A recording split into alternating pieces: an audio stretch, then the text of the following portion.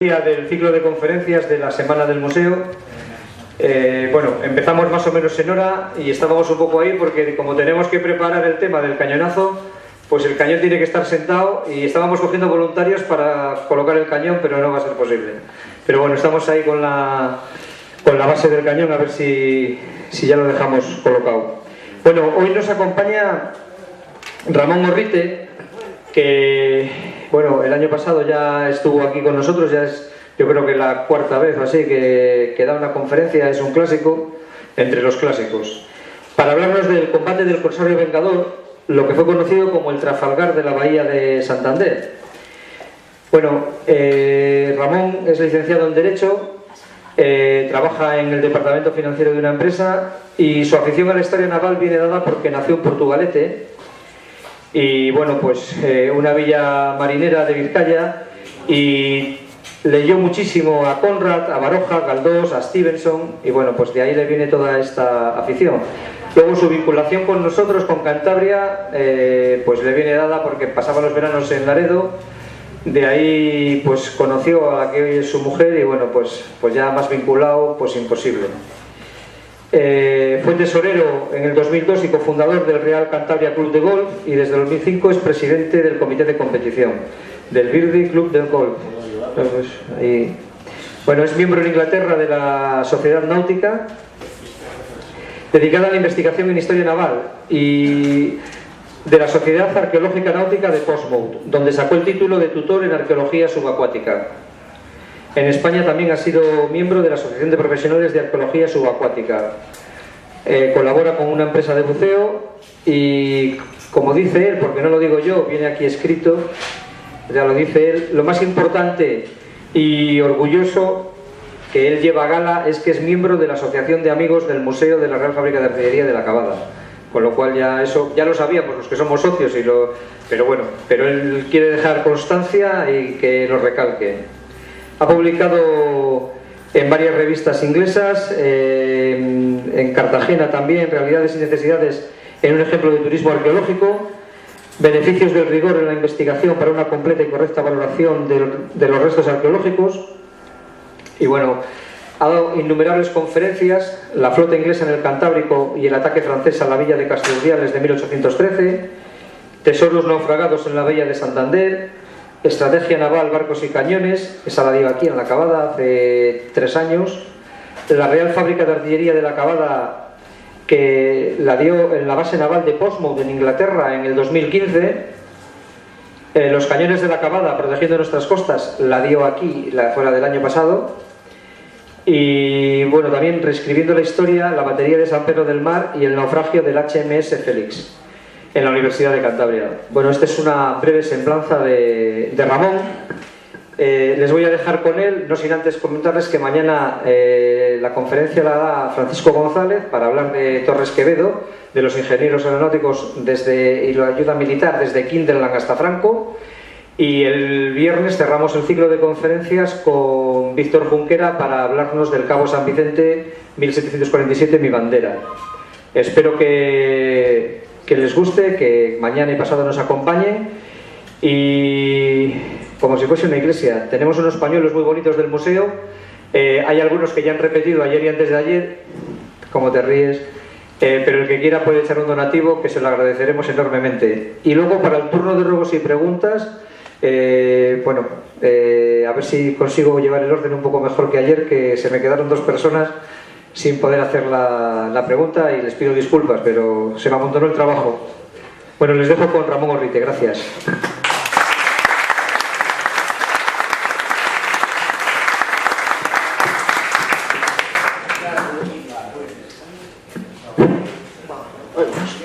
Bueno, pues muchas gracias por la presentación y muchas gracias también por invitarme a dar de nuevo una conferencia aquí en este foro tan agradable que es el de la Acabada. Y sin más, vamos a empezar. Y he traído esta vez una historia también poco conocida y que hace referencia al combate del Corsario Vengador, y lo he llamado el Trafalgar de la Bahía de Santander porque ocurrió precisamente en 1805 y se da la circunstancia de que se trata de un combate entre una embarcación franco-española contra una embarcación inglesa en el propio año 1805. cuando paseamos por Pereda encontramos un monumento conmemorativo de la batalla de Trafalgar y sabemos que en esa batalla todos los navíos españoles llevaban cañones de hierro de la Acabada. Y parte de estos navíos que lucharon en la batalla de Trafalgar fueron construidos aquí en Guarniz. Otro de los monumentos conocidos es el que está en la rotonda aquí de Astillero, en el que se recoge lo que es el mascarón de proa de esa época, que es el León. Entre los navíos construidos en Guarnizo, pues tenemos el Nepomuceno, el San Agustín, el San Francisco de Asís, que los que lucharon en la batalla de Trafalgar. Sabemos, por tanto, que los cañones de la Camada armaban los navíos, las fragatas, todas las embarcaciones de la Armada Real. También sabemos que estos cañones se destinaban también a las baterías de costa, fortalezas, que están diseminadas por todo el mundo. Estas son fotos que están recogidas por mi amigo Ángel Tobar en Valparaíso, en Manila, en Veracruz. O sea, prácticamente por todo el mundo tenemos los cañones de la Acabada. Sabemos también que en las ordenanzas, en las órdenes de artillería, haciendo cómo se iban a fundir estos cañones, especificaban que iban a ser para la Armada o para estas baterías. Lo que os traigo ahora también es que tienen una tercera función, igual menos conocida, pero también está más que constatada, que se dedicaban a armar los corsarios, los barcos corsarios. El problema es que cuando hablamos de corsarios, enseguida nos viene a la cabeza, por distorsiones, una mezcla entre piratas, corsarios, filibusteros, bucaneros, mezclamos todo y tendemos a imaginarnos pues, islas del Caribe y tal. Hoy en día sabemos, desde un punto de vista un poquito moderno, pues que al igual que llamamos piratas informáticos, aquellos que navegan haciendo delitos, pues también existen todavía piratas en los mares de Somalia, en Filipinas, incluso tenemos piratas más cercanos en lo que nos afectan en nuestros propios mares, como son aquellos que atentan contra el patrimonio ecológico subacuático, como es el caso del Odyssey, ¿no? También comentar que hasta hace no mucho en el Código Penal se recogía como pena de muerte el delito de piratería. Es uno de los últimos vestigios, precisamente, de estos restos de la pena de muerte, que curiosamente era por el delito de piratería.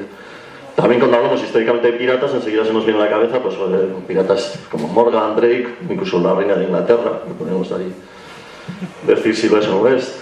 Y esta distorsión decimos que viene dada sobre todo por el hecho de que nos han ido informando, nos han ido inculcando tanto a las películas como pues lo que decíamos antes, ¿no? Que la mezcla entre piratas, bucaneros y tal.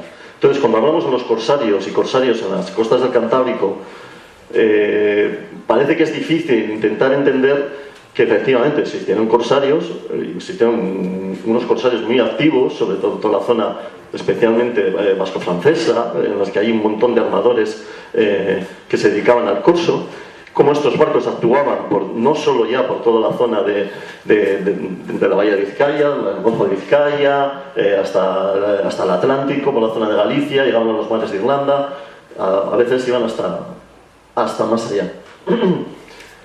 También comentaros que esta percepción que tenemos del concepto de pirata o corsario es, pues igual lo mejor es acudir pues, a las fuentes, a ver qué tenemos por pirata, y sabemos que pirata pues, viene de la palabra atacar, que viene del griego, y que es aquel que realiza actos en la mar, de asalto a barcos, de robo y tal, pero sin ningún tipo de legalidad, fuera de toda licencia. Mientras que corsario, que viene de cursus, de carrera, es aquel que se dedica a hacer el corso, o sea, el que se dedica a hacer la carrera de corso. Y esta carrera de corso es aquella que se realiza, dicen que es hacer el atacar al comercio enemigo en la mar bajo las leyes de la guerra, es decir, bajo unas leyes normado, o sea, regulado. Normalmente estas leyes las da o un gobierno, o una corona, o una república, y concede a través de una patente a este corsario a realizar la guerra. Si hablamos también de corsarios y de piratas, enseguida nos viene a la cabeza este otro personaje que no sé si reconoceréis, pero es José de Espronceda, que curiosamente pues hizo la famosa canción del pirata. Decíamos, bueno, para evitar confusiones entre piratas y ustedes acudamos a los libros. Si hoy en día, y basta que estamos en estas sedes que eran escuelas, decimos a un chaval hoy en día que se lea la canción del pirata, o que como deberes, si es que se pueden deberes, pero vamos, como tarea, que para mañana vamos a decir, vamos a buscar la canción del pirata. Probablemente no vaya a todo correr, como podríamos pensar, a comprar el libro a la librería o a una biblioteca a consultarlo. No, él va a coger, ¿y dónde va a ir? Va a ir a Internet, que es lo que hoy en día al final nos está dando la fuente de información de estos detalles. Por eso traía a colación esta mezcla de conceptos.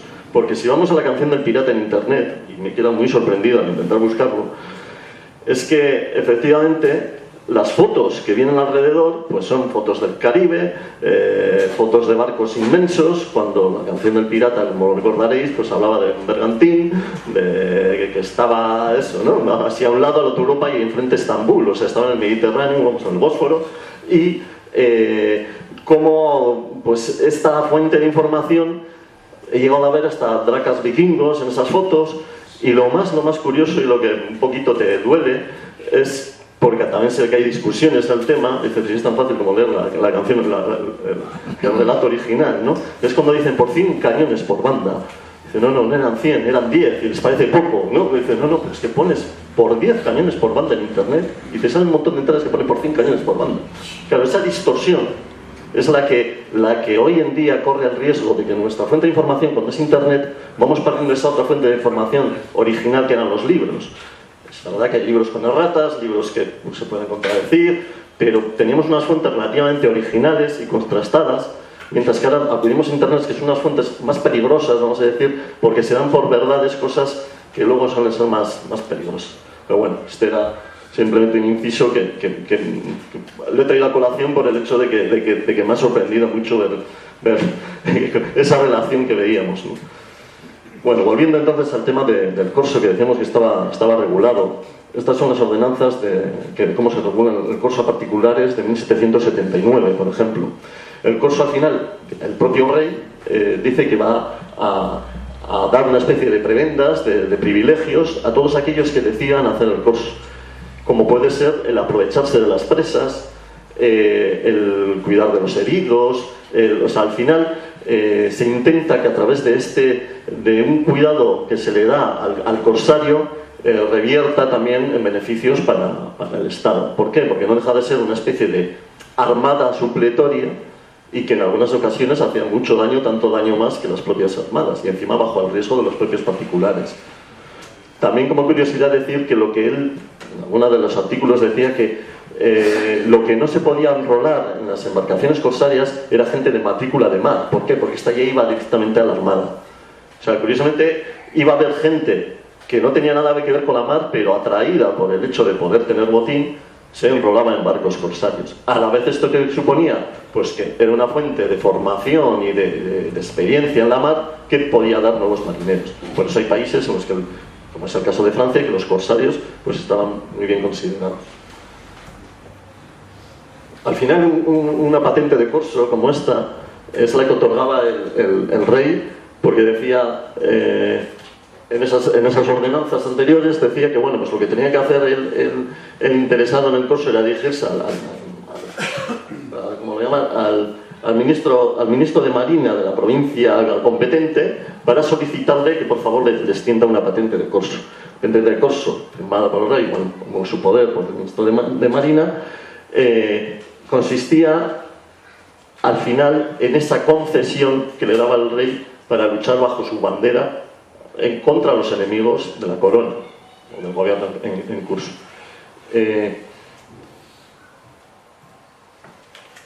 Por tanto, lo que consistía al final en una especie de contrato. Ese contrato había que hacerlo ante notario, y a la vez se hacía una señal, una fianza de cómo el corsario se comprometía a cumplir las ordenanzas del corso, bajo pena de perder esta fianza, no solo la fianza, incluso a veces estaba castigado, y dice también castigo personal, incluso lo que tuviera que aplicarse, o sea, podían ser castigos muy duros. De hecho, si se extramitaba en las condiciones del corso, realmente ¿qué estaba haciendo? Estaba ya saliéndose de la norma, estaba saliéndose de la ley. Conclusión, se estaba convirtiendo ya, ahora sabemos bien, en un pirata. ¿Por qué? Porque ya no estaba arreglado, ya no estaba bajo su bandera. Os traigo aquí precisamente uno de estos contratos hechos en Santander ante notario de esa fianza para armar un corsario. Y el corsario que precisamente os he traído es este, el Vengador. No sé si lo veis, lo podéis ver bien, pero dice en la ciudad de Santander, lo voy a yo, y dice como estando preparando para armarse la goleta española nombrada el Vengador, del porte de 14 cañones, del armador don Pedro Labat, del mismo comercio y de la villa y tal, y su capitán Antonio de Arana, vienen ante él, y este armador, que por cierto es ascendiente del que fuera luego el presidente del Club Marítimo, de Pedro Labat,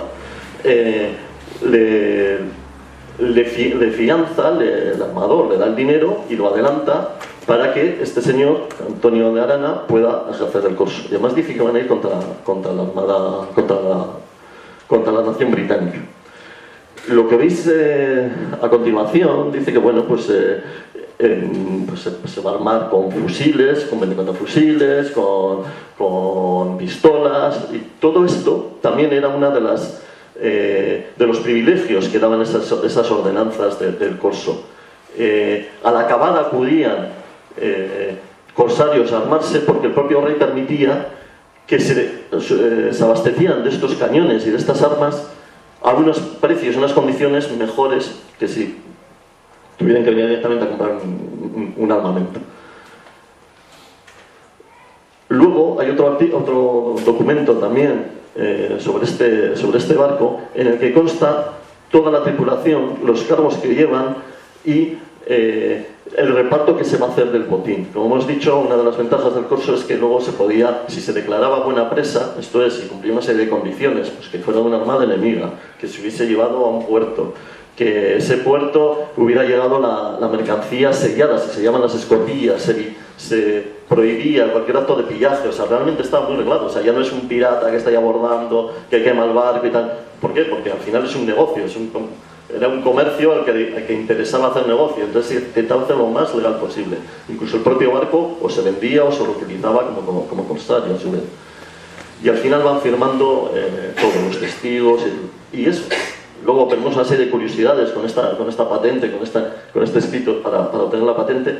En medio veis, arriba está la firma del capitán Antonio de Arana y a la derecha está André Picard. Es francés, veis algunos otros que son franceses, incluso hay una cruz en medio, cada uno pues firmaba o firmaban por él y tal.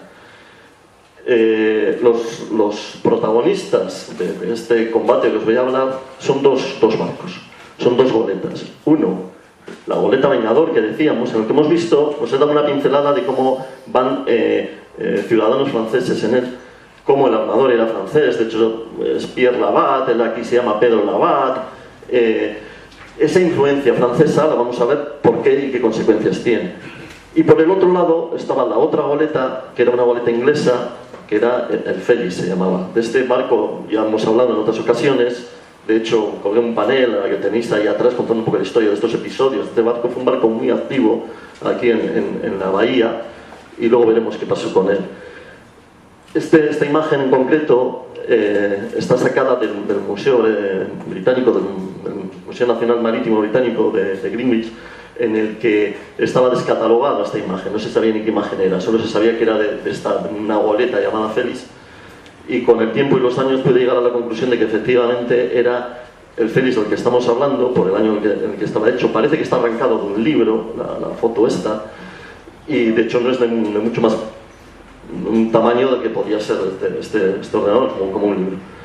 Y recoge el momento preciso en el que desde el fuerte de San Martín se le está disparando con precisamente un cañón de la Acabada, un cañón de A24 construido en la Acabada. Lo que veis a la izquierda es Peñacastillo, la iglesia, la catedral, el muelle antiguo, y a la derecha incluso se distingue la península de la Magdalena, incluso la boya de Fondeo, donde precisamente hoy todavía tenemos una de las boyas. Desde fuera, si alguna vez lo hacéis desde justo enfrente de lo que es ahora la duna, incluso cuando estuvieron la duna me sorprendió un poco cómo esa imagen, lo bien tomada que está, porque yo sabía de la existencia del título del cuadro, fui a buscarlo, todavía no lo había encontrado, y no sabía que me iba a encontrar, porque muchos cuadros no merecen la pena, pero cierto es que por la calidad del tipo de jarcia, por cómo está representado, la verdad es que es de gran calidad y atestigua muy bien, es una fuente, es un documento gráfico muy importante de la historia de Santander. Este barco también da la casualidad, que, como os he dicho, el barco era inglés, era de 14 cañones, era una goleta, pero es que resulta que antes de ser inglés, porque lo habían capturado los ingleses, había sido francés y había sido también un corsario. Había sido un corsario que se había armado en la Rochelle, había hecho alguna captura por el Golfo de Vizcaya y has capturado por una fragata inglesa, por el Amazon, y llevada a Inglaterra. El barco resulta ser de tan buena calidad, tiene forro de cobre, es de construcción americana, es el preludio de los que van a ser luego los clipes y las buenas goletas aquellas famosas, y directamente, en vez de venderlo o demolerlo, lo incorpora a la Armada. Y empieza a patrullar por la zona de España. Esta es una goleta similar. Y por el otro lado, ¿cuál es la otra? Hemos dicho que iba a ser esa goleta inglesa, y por el otro lado una goleta española, el Vengador. Y el entorno iba a ser la bahía de Santander. O sea, ya tenemos los quiénes, ya tenemos el dónde.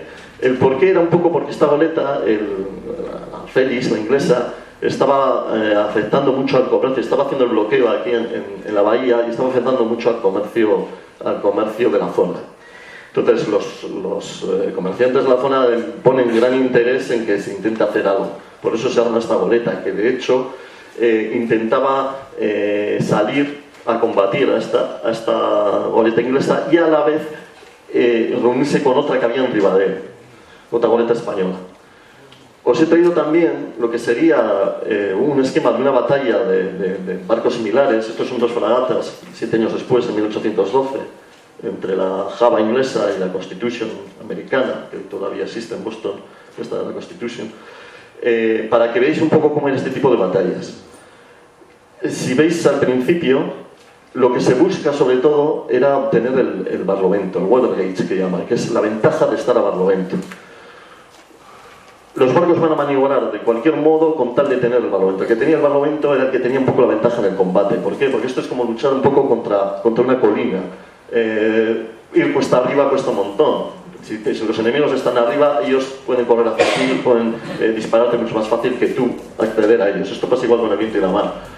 Si tú tienes que ir contra el viento, vas a ir mucho más despacio, más limitado, mientras que si ellos, el que tiene el barlovento puede acceder más fácil a ti. Por eso el inicio de todas las batallas es crucial el tener el barlovento. Por eso en Trafalgar también perdimos, porque no teníamos el barlovento.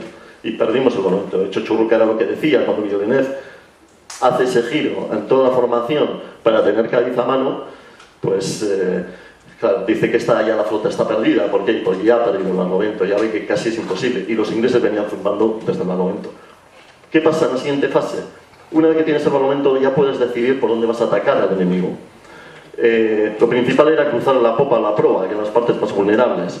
Como vemos casi en la parte de abajo a la izquierda, ya vemos donde ponen los 35 que se le está cruzando la popa. El resto de maniobras suelen ser sobre todo esa, de mantener el barlovento, intentar que no te crucen la proa o la popa, y a la vez a veces el abordaje. En función del número de efectivos que puedas tener o lo dañado que sea tu barco, a veces conviene el acercarse lo suficiente para abordar.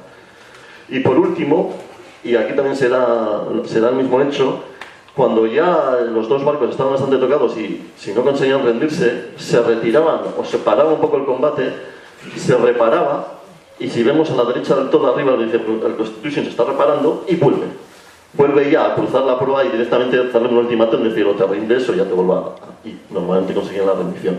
Pues este combate del que vamos a hablar, del Vengador y del Félix, fue muy similar. El combate he conseguido localizar las tres fuentes principales donde se encuentran, que es la española, la francesa y la inglesa, como comentábamos. Entonces, en la española se recoge en la Gaceta de Madrid de abril de 1805, hemos hecho el combate desde el 23 de abril, el combate fue el 12, en unas jornadas legislativas del gobierno se recogen en el calendario entonces republicano francés, y en Inglaterra se recoge también una serie de documentos y despachos relativos a la guerra que se estaba realizando de bloqueo. Habla de Brest, pero se refiere a todo esto. El combate en sí dice que, bueno, pues salen, los españoles dicen que salen. Es curioso porque, pese a que son tres versiones, normalmente a veces en muchos combates de estos difieren mucho de una a otra. Pero realmente es que no difiere tanto en este caso, por lo cual entendemos que se ciñe bastante a la realidad. Sí es cierto que los franceses dan un poquito más de ímpetu a ciertas frases o aspavientos. Los ingleses son más cuidadosos, sobre todo porque como era un mando subalterno, era un comandante, era un teniente que llevaba una simple goleta, procura ante su almirante decir que hizo todo lo posible. Y los españoles, la verdad, no le damos mucha importancia, pero ya veremos que tuvo sus consecuencias. Aquí dice que salen desde el fuerte de San Martín a las 3:30, cómo se van hacia afuera de la bahía, y a eso de las 5 pues se acercan al barco a tiro primero de fusil y luego de pistola, que comienza un fuego intenso y que intentan abordar los españoles al barco inglés, pero no pueden. En la versión francesa nos dicen también que bueno, pues que empiezan a oír los gritos de los enemigos. Es curioso porque ellos en ningún momento identifican realmente al otro barco, no dicen es el Félix, o ellos dicen no, es el Vengador. No dicen que es... yo estoy luchando contra una goleta inglesa, intuimos que es inglesa por la metralla que nos llega con el escudo del gobierno británico, por las balas y tal, de los calibres. A la vez son cañones, los dos barcos son de 14 cañones, de un calibre un poco superior al inglés, incluso de un poquito mayor alcance, y mientras que en el barco español había 72, eran los firmantes, y la dotación iba a ser de 72 hombres, pero al final se añaden 60 españoles voluntarios más. Y esto es porque, como dice la versión inglesa, se le tenía tantas ganas al barco inglés, que el propio barco, yo os dije, no me quiero alargar mucho por las anteriores conferencias y porque ya alguna vez hemos hablado de ello, era un barco muy activo, este comandante era bastante inteligente y hizo bastantes acciones por la zona, también por la zona de Vizcaya. En el mismo año de Trafalgar estuvo también haciendo el bloqueo en Rochefort a la escuadra de Messier, que luego fue una de las flotas que se escapó hacia el Caribe para engañar a los ingleses, con efectos de poder hacer luego el retorno para la invasión de Inglaterra que planeaba Napoleón y le salió mal, y que deriva precisamente la batalla de Trafalgar. Y los ingleses lo que pretende este comandante es, el día anterior se acerca a la bahía y empieza a maniobrar como si fuera un mal marinero, como si sus marineros no estuvieran muy formados, con el objetivo, porque él sabía ya de los barcos que había estado interrogando cada vez que salían, que estaban preparándose en Santander un barco para ir a combatirle. Y a él le interesaba contrarrestarle para que no se juntara con aquel derribadero y entonces estar en infinidad de condiciones que entonces sí que lo iba a pasar mal. Entonces él procura que salga el barco español. Esto hace que los españoles y los franceses piensen que es más fácil de conseguir y va más gente. Van unos 130 hombres, casi el doble. Esto para el inglés es un percance. Si los españoles consiguen abordarle, estarán casi en 2-1. Entonces lo que procura en todo momento es que no le abordasen. Esto lo recogen las tres versiones y las tres dicen que hubo 3 ocasiones que estuvieron a punto de abordarle, pero no lo consiguieron. Estuvieron combatiendo hasta las 8 de la noche, dicen unas 4 millas de la costa. El viento fue cambiando un poco. Y al final pues hubo varios heridos y muertos, y los españoles ya hay un momento en el que cesan el fuego, los ingleses no saben si se está rindiendo o no, llega la noche y los ingleses dicen que ven una luz en un tope y piensan que se ha rendido. Deciden entonces ir a tomar posesión del barco, pero se dan cuenta que tienen todas las brazas, todos los estáis destrozados y no pueden maniobrar el barco inglés. Resulta que el barco español ve por la luna que el Beaupré se está rendido y tampoco puede hacer nada ni por abordar el barco inglés ni por intentar huir. Empieza a intentar huir y hay un momento de bypass en el que al de un rato vuelven los ingleses y vuelven a cañonear desde las 8 hasta las 9 de la noche otra vez al barco francés. Está herido el capitán francés, el capitán supernumerario francés, Pigat, el que hemos visto la firma. Y bueno, pues aquí dicen que les da ánimos, que coraje, que esos enemigos que están luchando con el viento a favor, pues bueno, arenga a los tripulantes. En la versión española se dice que el capitán, de que está mortalmente herido, dice no cesa de encargar a sus compañeros de armas que por ningún motivo rindieran la bandera española. Bueno, pues parece que hay ciertos actos, vamos a decir, de heroísmo. Y entre los muertos también ingleses, pues está uno de los guardiamarines, hay varios heridos, el propio comandante.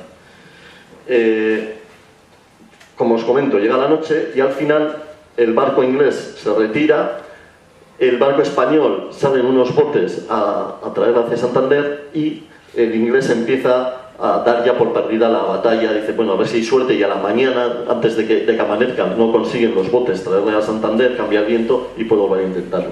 Esto no sucede y el barco, el Vengador, vuelve a puerto y el inglés pues da por perdida el hecho de conseguir hundir al barco. Si es verdad que le hace lo suficientemente daños como para que no se junte con el arribadeo, pero él también sufre bastantes daños.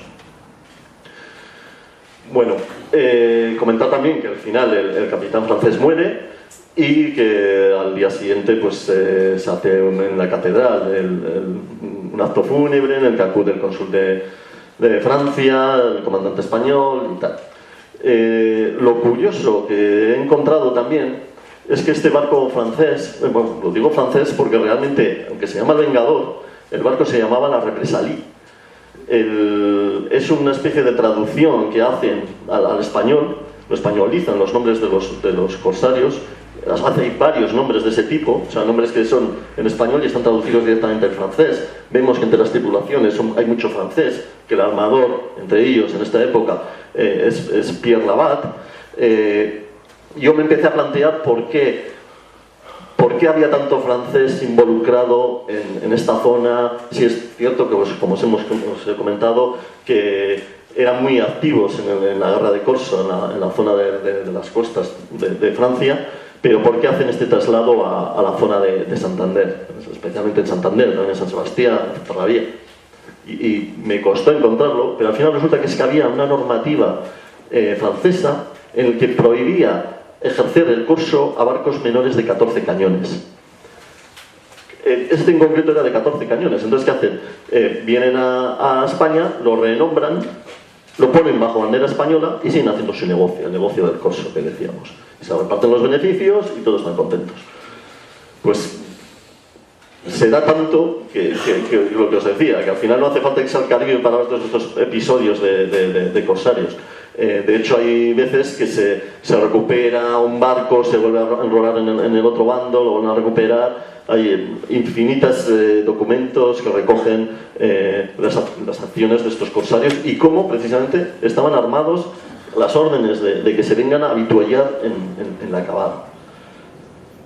Por saber qué pasó con estos barcos, pues en concreto el Vengador fue capturado por este hombre, por Sir Edward Peel, también inglés, que tuvo suerte de captar una fragata francesa de igual porte. Y respecto a la goleta española, la goleta inglesa, el Félix, como bien os comenté en su día, fue el protagonista justo un año siguiente, en 1806, del desembarco inglés en la Maruca.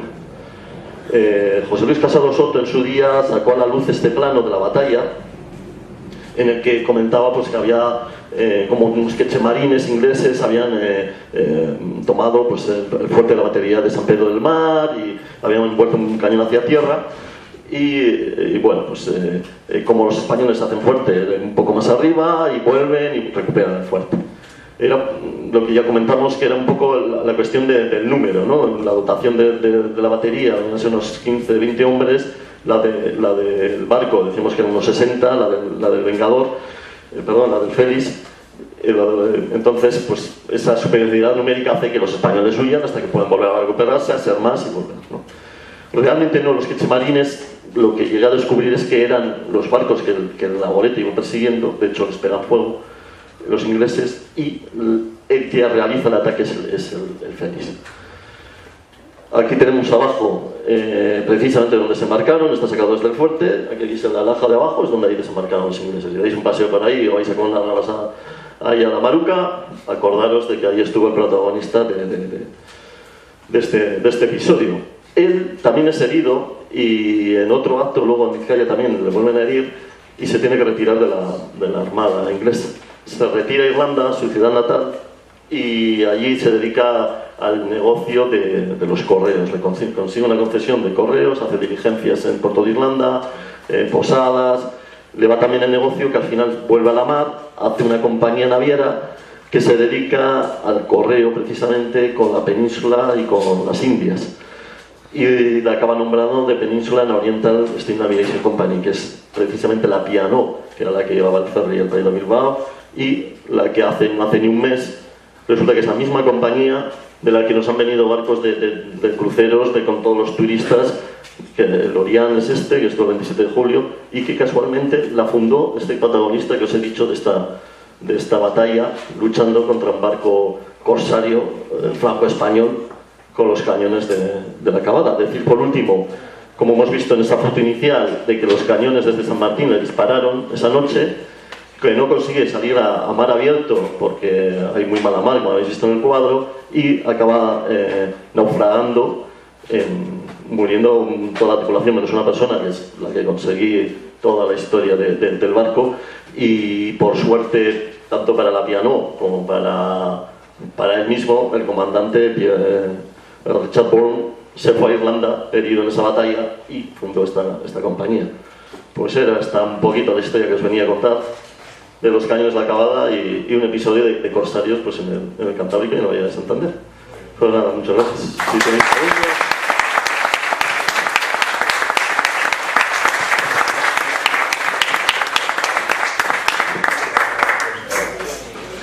Bueno, dar las gracias a Ramón y ahora el turno de preguntas.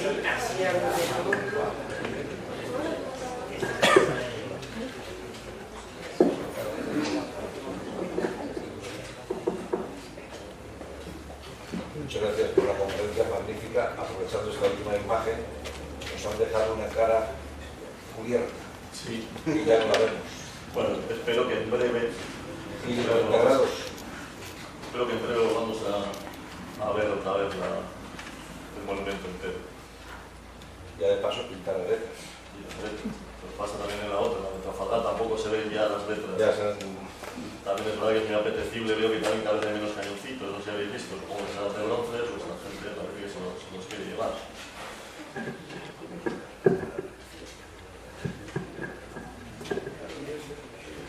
No sé si hay alguna otra pregunta.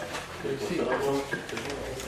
Bueno, muy interesante la conferencia, desde luego ha sido fantástico verlo y la verdad es que me he quedado muy sorprendido de lo osados que eran, que se colaban, vamos, no solo estar guerreando permanentemente barcos y tal, sino que con esta lámina estaba bien ilustrado que estaba digando, se colaba el tío por toda la bahía y todo esto, ¿no? Entonces, yo no sé si es un caso muy especial o si era normal, y también hasta qué punto los tíos sabían navegar por estas aguas. La bahía de Santander tiene unos bajíos difíciles, tiene forma de nadar. ¿Cómo estaban al tanto un poco de todo esto? Es muy curiosa la pregunta porque también al final te la acabas realizando. Yo llevaba muchos años investigando este barco y al final conseguí el cuaderno de bitácora y vas viendo todas sus acciones, cómo va no solo de este barco, también tengo pues, otras investigaciones que me gustan de otros barcos o que me parecen interesantes, y hemos tenido la suerte que este hombre, este comandante, era realmente activo, pero es que no para. O sea, como os digo, luego en Vizcaya también ataca un montón de baterías de costa, ataca a Punta Galea, que todavía queda un cañón por allí, que entiendo que será de la Cavada, sé que lo han llevado al Museo Arqueológico de Bilbao para reparar, pero no sé qué ha sido del cañón. Sería interesante también seguir la pista, pero sí es cierto, este comandante en concreto era muy activo, pero no es el único. O sea, hay comandantes que no hacían prácticamente nada y otros que es que no paraban. De hecho, con el que al final le hieren en el puerto vizcaíno de Ea, hacen una incursión parecida. Ea es súper estrecho, es una ría muy pequeñita, encima con mucha colina, o sea, se les podía disparar muy fácil. Tiran los cañones al mar, ellos ponen mucho empeño, creo que alguna vez lo hemos comentado, incluso igual hay suerte, y tengo algo por aquí, esto es. Ellos hacen mucho empeño en atacar las baterías de costa, porque es donde se protegen todos los barcos, lo que hemos dicho. Lo que iba haciendo era minar el comercio, capturar los máximos barcos posibles. Hay hay unas cuantas capturas que él hace y que manda para Plymouth, como esas capturas también él va investigando en todos los barcos que salen y entran, barcos americanos, daneses, franceses, de todo tipo, algunos que incluso llevan trigo, y debajo en B que llevan material que pudiera ser susceptible de guerra. Entonces se supone también que lo que consideran buena presa. Él no para, la verdad es que Bond no para.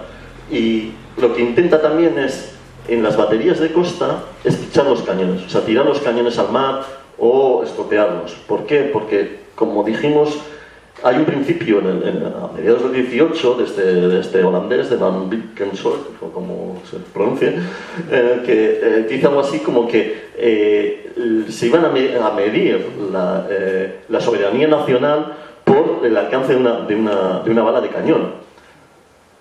De hecho, en el dibujo que vemos de la Maruca, se ven los 4 cañones de A24, se dibujan en el mapa y se dibujan el alcance. ¿Por qué? Porque a partir de ahí ya no era territorio nacional, ya empiezan a aplicarse otro tipo de normas. En las propias ordenanzas de Corso que hemos visto en 1779,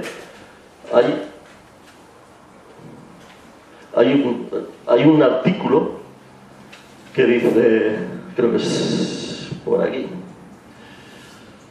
dice, bueno, como tampoco a los que estuvieran bajo el tiro de cañón de su fortificación, declarando para obviar toda duda que la utilización del tiro de cañón se ha de entender por cuanto no haya baterías del paraje donde se hiciese la presa. O sea, al final, él lo que está buscando todo el rato es destruir estos cañones que decíamos que formaban los fuertes. ¿Por qué? Porque ahí se acaba el territorio nacional. Os comentaba que en ese ataque de Ea, otro comandante que se le junta en ese momento con otro barco, porque a veces hacían acciones varios barcos, era Thomas Ussel, que también era irlandés, y curiosamente pues hace un mes indagando en la tumba de Moore, y a ver quién contaba por allí, estuve en Dublín y encontré de Ussel y tal, y no lo sé aún, pero estoy a ver si pudieran ser amigos, o por lo menos, si es cierto, en el mismo rango. Al final, uno, de tanto ver todos estos barcos, de tanto leerlos, de leerles la pista, al final te das cuenta que había mucha más relación entre ellos, pues como puede ser hoy en día, donde vemos a los militares y tal, que se conocen de una embarcación, de otra, a veces cooperan juntos. Y ese Thomas Ussel llegó a ser aquel que luego comandó el Bellerophon cuando le llevó a Napoleón a la isla de Santa Elena, al final. O sea, al final él fue ascendiendo porque era bastante activo también, no para, también por la costa francesa. Sus condecoraciones creo que se vendieron en Sotheby, no sé si por una tremenda cantidad de 100 y pico mil libras. O sea, al final había comandantes que efectivamente eran muy activos, otros no tanto. Del tema que preguntabas de si había accedido hasta la bahía, hasta adentro, justo a la altura de San Martín, era porque justo habían intercambiado unos prisioneros. En estos registros que él hacía de barcos, había capturado a buenos españoles, entonces vuelve a Santander con bandera de parlamento, intercambian los prisioneros, pero no puede salir a la mar. Al no poder salir a la mar, le empiezan a dar órdenes desde San Martín que se tiene que ir, que es inglés y que ahí no pinta nada y tal, y le empiezan a disparar. Y a raíz de eso es por lo que al final no consigue salir, es cuando naufraga. Pero pese a que en Santander pasa en esta ocasión eso, cierto que es que en la Maruca, que de hecho estamos preparando ahora con Roque de Amonaval, con un compañero, una maqueta de todo el tema del ataque a la Maruca. Él, que ha navegado allí de crío, y su padre también, que es pescador, me decía, es que es increíble cómo los ingleses se metieron, porque si te fijas allí cómo entran las propias lanchas, cómo tienen que hacer la entrada a la ensenada de la Maruca, que tienen que medir la ola, que hay justo una laja ahí, que según cómo esté la marea, dices, estos hombres no solo es que eran muy buenos marinos, sino que conocían muy bien su embarcación. Yo os hablaré en su día de este ataque de la Maruca con la maqueta cuando la tengamos terminada, y si podemos lo traeremos también aquí, y al final dices, joder, estos eran verdaderos marinos. Cuando investigué la de los barcos que participaron en el ataque a Casturdiales, eran goletas y bergantines que no eran más grandes que la que hacía la Cantabria Infinita, y una de ellas se fue a cartografiar Corea, o sea, se fue hasta Corea, y eran de cubierta corrida, o sea, ahí entraban las olas y entraba el agua, o sea, realmente eran muy aburridos, eran muy buenos. ¿Un cañón clavado se puede recuperar? El cañón clavado era muy difícil de recuperar. A veces lo que hacían era ponerle una carga, o sea, que disparase con el clavo a ver si había suerte y salía el clavo. Si el clavo lo metían en frío, a veces había suerte. El problema es que a veces lo metían al rojo. Entonces ya el oído lo estropeaban y se fundía y era difícil. Era muy difícil. Lo que se solía hacer, ya igual era a veces también más fácil, traerlo aquí, volverlo a fundir y volver a hacer más cañones.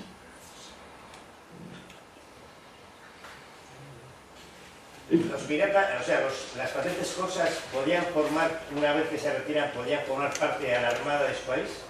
Sí, o sea, era una persona particular que en un momento dado, de hecho, las patentes de corso, por ejemplo, se dan durante X meses. En caso en concreto, creo que ponía que eran 8 meses. ¿No eran indefinidas? ¿Perdón? ¿No eran indefinidas? No, eran para un tiempo limitado. Al menos la mayoría de las que he consultado yo. Y de hecho lo que ponen luego es el asiento de cancelación de la fianza. Estos renglones que hemos visto aquí torcidos, esto que está aquí arriba, ese es el asiento de cancelación de la fianza. De fecha, ahora no recuerdo, está sobrepasada, más que esos meses, pero al final parece que sí vino Pierre Lavata por el dinero y decir, bueno, ya este barco ya dejó de hacer el corso, devuélveme la fianza. Cierto es que a veces entraban en litigios también, pues porque si una presa que justo, yo qué sé, pues que venía de Flandes y que no estaba en guerra, pero cuando salió se declaró la guerra, justo lo pilló en viaje, entonces se captura un barco, o pues a veces ese dinero servía para esos litigios llegar a alguna conclusión. ¿Y podían cambiar de equipo? Sí, cambiamos de equipo tranquilamente. De hecho, ya hemos visto que los franceses venían aquí a hacer la guerra.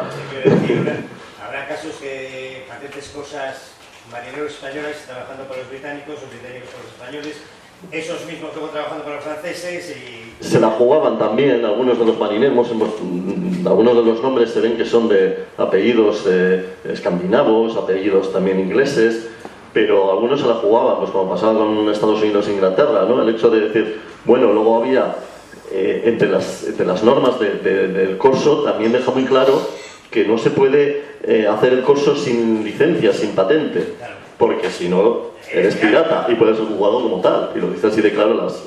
Ya, pero una vez que 8 meses se acaba esa patente, me voy a hablar con los franceses, por ejemplo, a ver si renuevo, Exacto. con los ingleses o con los belgas. Exacto. O con los... De hecho, así aquí... es mi trabajo. De hecho, es muy curioso eso que se vea la firma de André Digar casi arriba del todo, que digan que es el capitán supernumerario, o sea, como si estuviera en excedencia, no estaba en excedencia, es que era más capitán casi que el Antonio de Arán en ese caso. A Antonio de Arán le interesaba porque era el español, pero realmente este barco era prácticamente francés. Y venía de Francia, de hecho era un barco francés. También es verdad que luego de poco cambiamos de aliados, o sea, 3 años después. De trabajar como quisiese. Eso es. ¿Y en tiempos de paz se podían...? Sí, porque también precisamente lo que si el Rodai te daba permiso es lo que llegaban a ser casi un poco ya rozando con lo que decíamos de los filibusteros, o sea, eran como mercenarios, se les daba el dinero, pero no se decía, o se hacía sin patente, o tal, pero claro, se la jugaban a otro tipo, o de otra manera, porque bueno, había guerras tan continuas que tampoco era muy común. Una pregunta, en la patente se verifica cómo tiene que ser el reparto entre la tripulación y tal, pero, y de hecho, cuando se apresaba otro barco, es verdad que se llaman unas sentinas y los compartimientos para... Pero, ¿quién daba fe de que eso fuera real? Y no se hubiera podido, es decir, para que el gobierno que daba la patente tuviera también un beneficio, no solamente que luchar contra, digamos, naves rivales. Sí, el barco en cuanto llegaba a puerto había aliado, incluso recojan un caso de que en caso de que tuviese que irse a otra nación que no fuese la nuestra y tal, pues hay que informar enseguida al cónsul o a quien fuera que estuviera allí y en el puerto pues a la autoridad competente para que diera fe de que efectivamente se había sellado, pero como todos suponemos que siempre pues algo se había habido de viaje y tal, ¿no?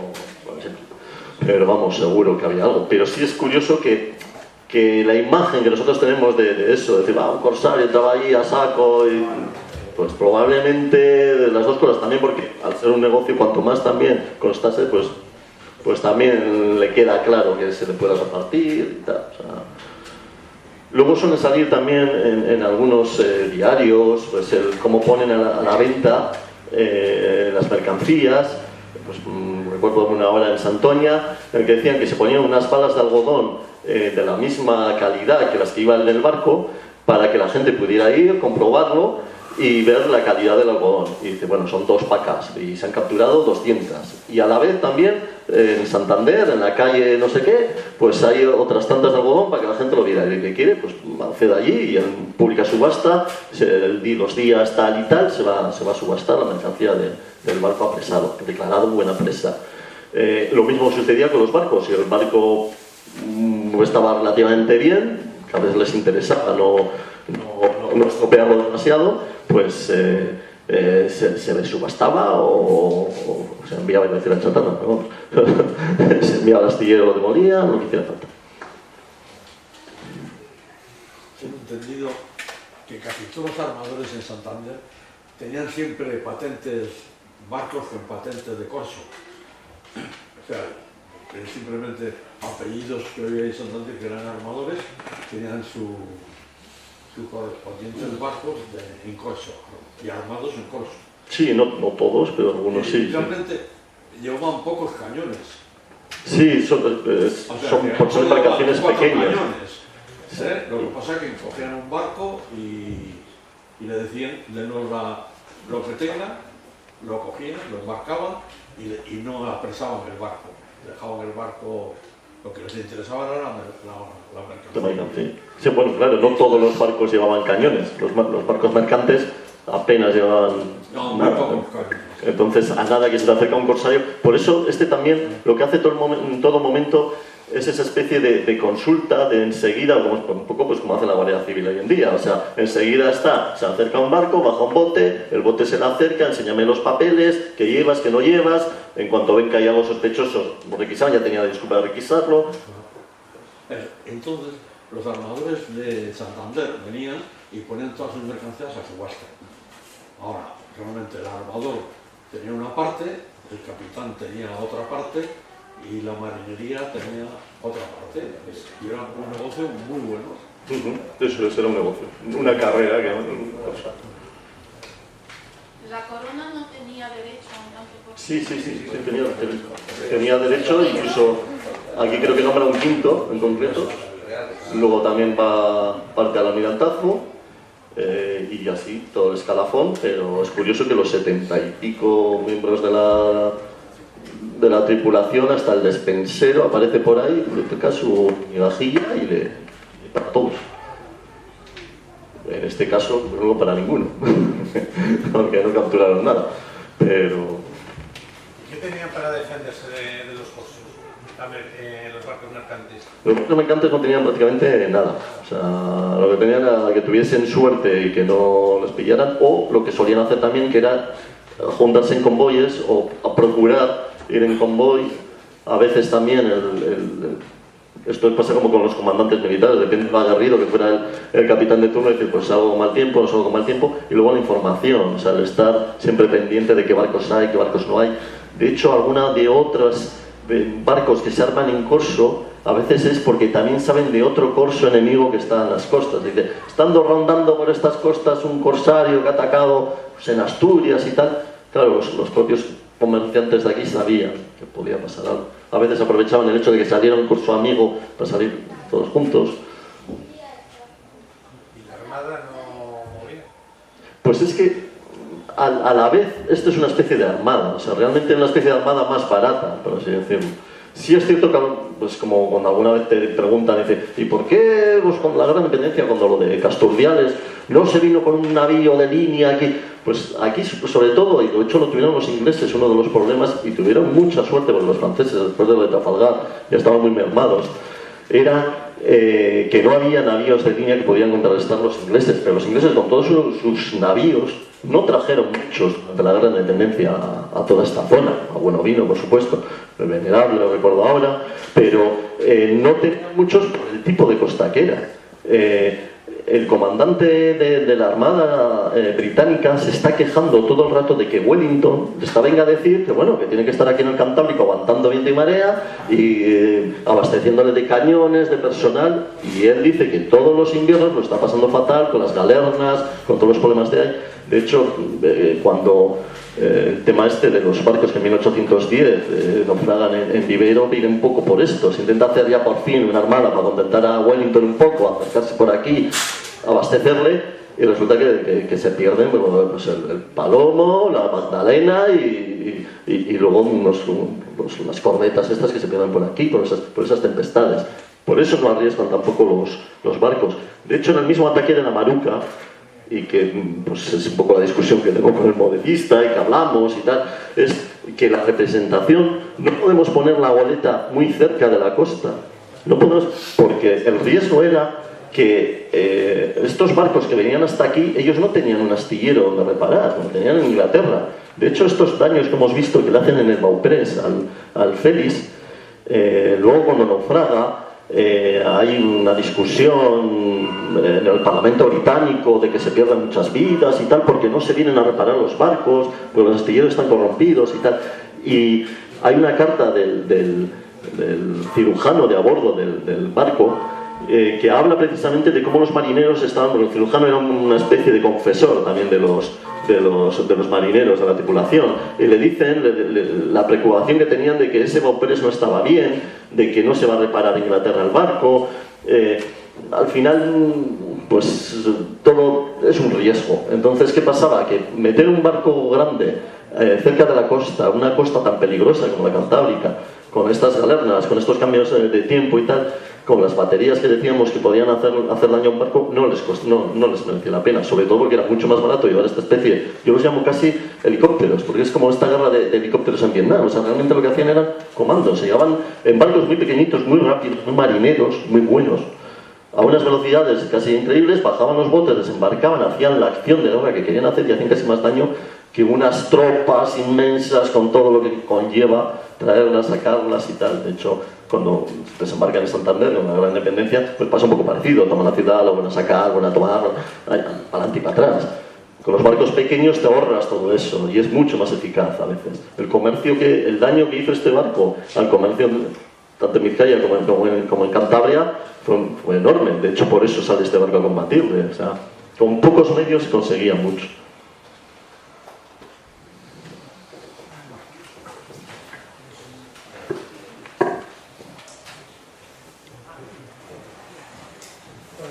Bueno, pues agradeceros, por supuesto, el interés y espero que hayáis disfrutado de la conferencia y que, bueno, y que aquí nos tenéis.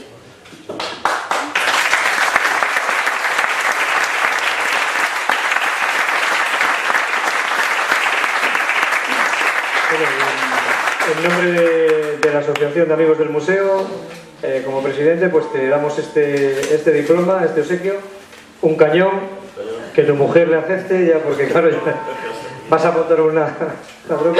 Darle las gracias y darle las gracias a todos ustedes por habernos acompañado hoy y esperarles mañana y pasado. Y por supuesto el sábado, El sábado.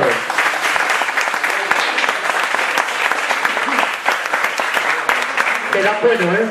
Daban agua, pero creo que dan bueno. Eso me lo ha dicho Ramón. Bien, bien, bien.